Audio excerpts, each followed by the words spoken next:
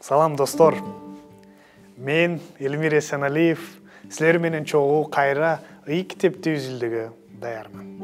Бүгүн болсо жер кантип жаралган деген ойбуду жүгүртүп көрөлү. Азыр биздин планетанын пайда болуу тарыхын түшүндүрүү үчүн көптөгөн теориялар бар. Көп адамдар ойлогондой, эволюция теориясы илгери Кудай аламды жана андагы жашоону жараткан деген ишенимдин жаңылыштыгын далилдейт. Дүйнөнүн жаралышы колдогон илим фактылар барбы? Чындыгында андай фактылар көп. Илим жаратуу үчүн укмуштадай көптөгөн далилдерди тапты. Мен силерге кичинекей айрым фактыларды берүүгө аракет кылайын. Биринчиден, илимпоздор бүгүнкү күндө аламдын башталышы болгон деп бир добуштан айтышууда. Илимдин тили менен айтканда, бул ыкманын аты чоң жарылуу теориясы деп айтылат.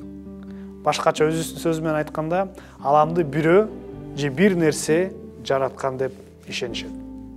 Экинчиден, ар бир адам аламдын үстүндө жашоо пайда болушу үчүн аны такташкан деп айтышат. Мисалы, жердин магнит талаасы жана анын бетиндеги тартылуу күчү дал ошондой болушу керек деп айтышат. Жердин көлөмү, анын күндөн алыстыгы, айлануу мезгили жана башка факторлору укмуштадай тактык менен тастыкталды.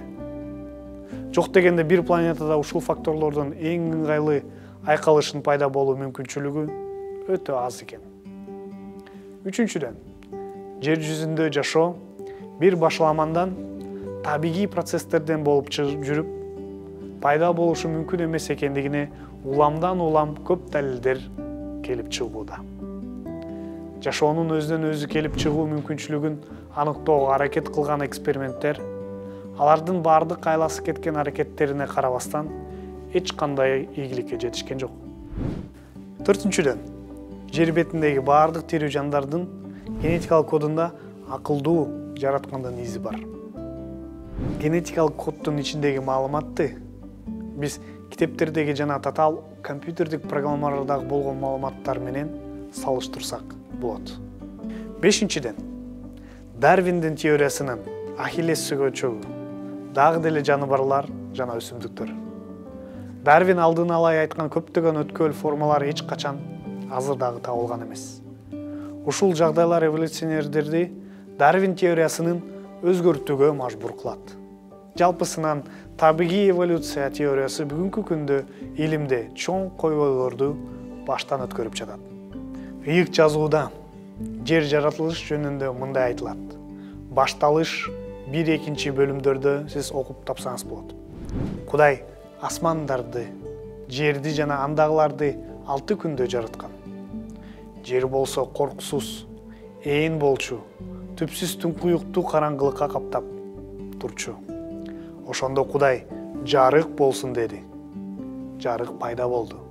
Бул жаратылуунун биринчи күнү болчу.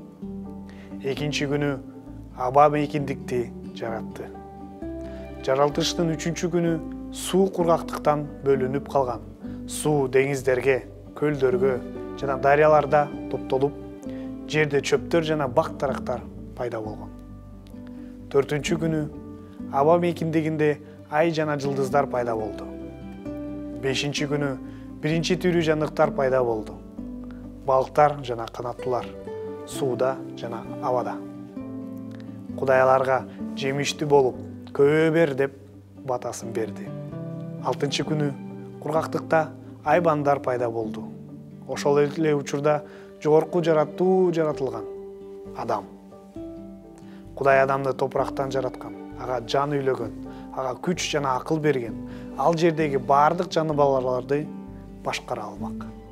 Биринчи киши адам деп аталып, анын жерден жаратылгандыгынын белгиси болгон. Анткени иврит тилинде жер адам деп аталат.